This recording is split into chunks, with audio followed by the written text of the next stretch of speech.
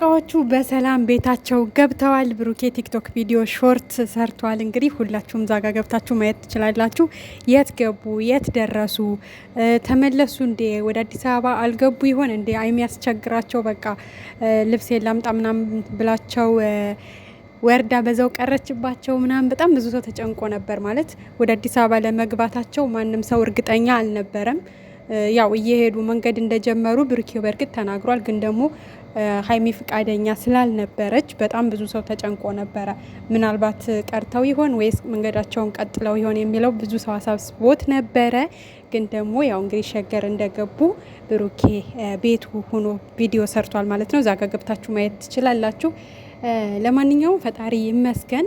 እንግዲህ የቀረውን ደግሞ ለእግዚአብሔር መስጠት ነው፣ በጸሎት ማሰብ ነው ዋናው ነገር።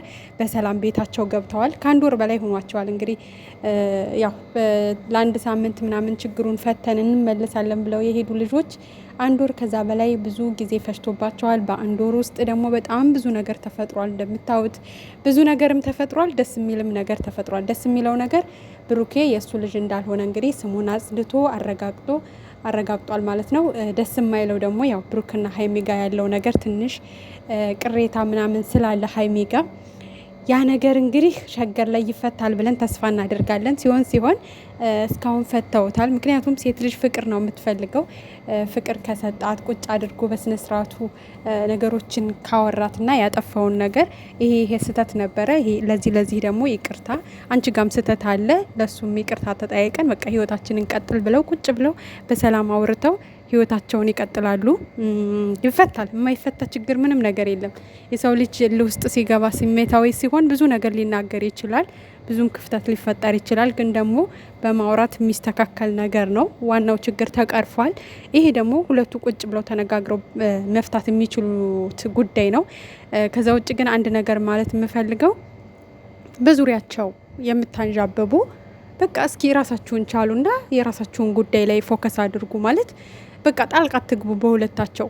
ማለት ያም ተነስቶ በቃ የሆነ ነገር እኔ ወንድም ነኝ፣ እኔ ባለመብት ነኝ፣ ያም ተነስቶ እኔ በቃ ባለመብት ነኝ አይነት ነገር እንዴ! ወንድሞቿ የራሷ ወንድሞች እንኳን በእነሱ ህይወት እኛ አንገባም፣ እነሱ ራሳቸው ችግራቸውን ይፍቱት ብለው ገለል ባሉበት ሰዓት ጓደኛ ነን እንግዲህ ያላችሁ ደግሞ ህይወታቸው ላይ ወሳኝ ነን አትበሉ። ደስ አይልም። ሁሉም ነገር ገደብ ሲኖረው ነው ደስ የሚለው። ሁሉም ነገር ገደብ ሲኖረው መከባበርም ይኖራል። በቃ ደስ ይላል። የምሬን ነው የምላችሁ። ማለፍ የሌለብንን የሆነ መስመር አይደለም ጓደኞቻችን ጋር፣ ቤተሰብ ፋሚሊያችን ጋር ራሱ ማለፍ የሌለብንን ነገር ማለፍ የለብንም። በቃ እያንዳንዱ ቦታ ላይ ገደብ የሚባል ነገር አለ፣ መስመር የሚባል ነገር አለ። ገብቷቸዋል።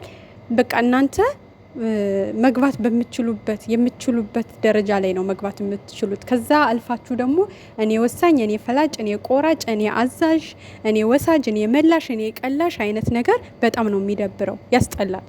እያንዳንዳችን በራሳችን ህይወት ላይ እንዲደረግብን የማንፈልገውን ነገር የሰው ህይወት ላይ ገብተን ቆራጭ ፈላጭ ለመሆን አንሞክር። ይሄ ነው መልእክቴ። በዙሪያችሁ ያሉ ጓደኞች በጣም የሚያንዣብቡ አሉ። ትንሽዬ ክፍተት በተፈጠረች ቁጥር ነገሮችን ለማባባስ ምናምን ትናንት ተናግሬዋለሁ። የምር ለሷ አስበው ወይ ደግሞ ለብሩክ ያስበው አይደለም። በቃ ማለት ሁሉም ለራሱ ቢዝነስ ሲል ነው ወይ ደግሞ እንግዲህ ተከፍሏቸው እንደዚህ አድርጉ ተብለውም ሊሆን ይችላል። በእርግጥ አይታወቅም። ካለዛ ደግሞ ያው ለራሳቸው ለቻናላቸው ማሳደጊያ ለቻናላቸው መሸቀያ ነው እንጂ የምር ከብሩኬ የበለጠ ከሱ የበለጠ ማንም ሰው ሊያስብለት አይችልም። ማንም ሰው እዛው አጠገባቸውም ጓደኞቻቸውም ይሆኑ ሚዲያ ላይ እንወዳቸዋለን የምንላቸውም ቢሆን ከሱ የበለጠ ለሷ አናስብላትም፣ ከሷ የበለጠ ለሱ አናስብላትም። ይሄ ማስመሰል ነው። የምር በቃ ራሳቸው ይተሳሰባሉ ከማንም ከምንም በላይ። ስለዚህ ዲቴል ውስጥ አትግቡ። በቃ ገደብ ያዙ፣ ሁላችሁም ብትሆኑ ማለት ነው። እዛም የምትኖሩት ውጭም የምንኖረው ሁላችንም ገደብ ሊኖረን ይገባል።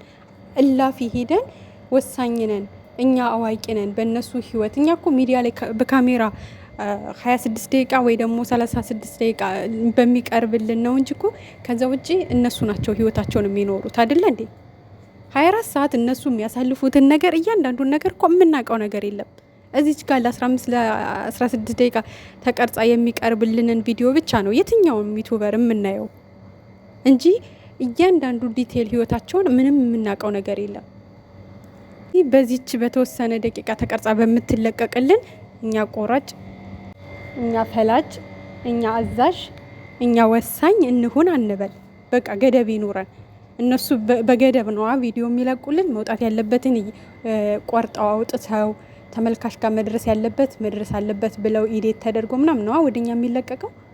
እኛ ማየት ያለብንን ብቻ ነው እነሱ የሚያሳዩን። ስለዚህ እኛ ደግሞ መገኘት ያለብን ቦታ በቃ ማለት ያለብንን ብቻ ነው ማለት ያለብን እንጂ ገደብ አልፈን የውስጣችሁን በቃ ውስጥ ላይ ገብተን እኛ ነው ስንላችሁ እኛ እንኑርላችሁ እኛ እንምራችሁ አይነት ነገር ባንገባ ጥሩ ነው። እነሱ ዙሮ አንድ ናቸው። የምሬን ነው የምላችሁ።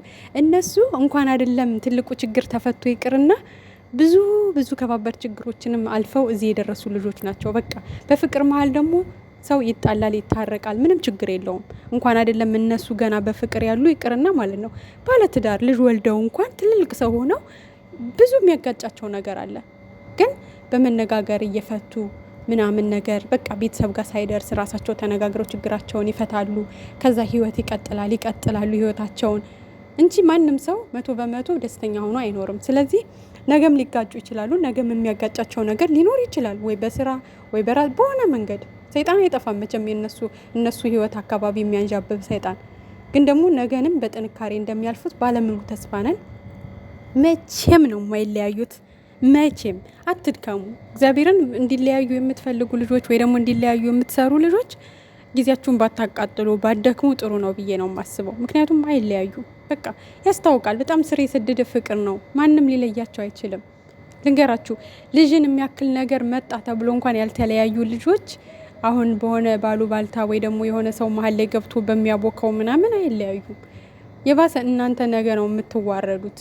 ዳር ላይ ሆናችሁ የምታጨበጭቡ ወይ ደግሞ አለ አይደለ በቃ የምታባብሱ ነገር ነገ እናንተ ባወራችሁት ነገር ራሳችሁ ናቸው የምታፍሩት።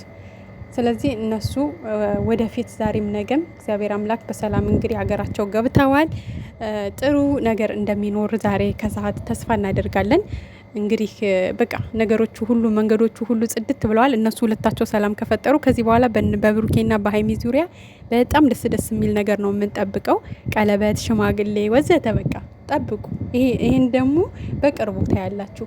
እና እግዚአብሔር ከነሱ ጋር ይሁን። በመካከላቸው ያለውን ሰይጣን እንደው እግዚአብሔር አምላክ ስር አድርጎ ይዘው ያስቀርላቸው። የምር በቃ እኔ እንጃ አላቅም። የሚያሳዝኑ ልጆች ናቸው ሁለቱም። እግዚአብሔርን እኔ ለምን ሰው ጨክኖ በእነሱ ላይ ችግር እንደሚፈጥር አላቅም። እግዚአብሔርን እንዴት አስችሏቸው? የምሬን ነው።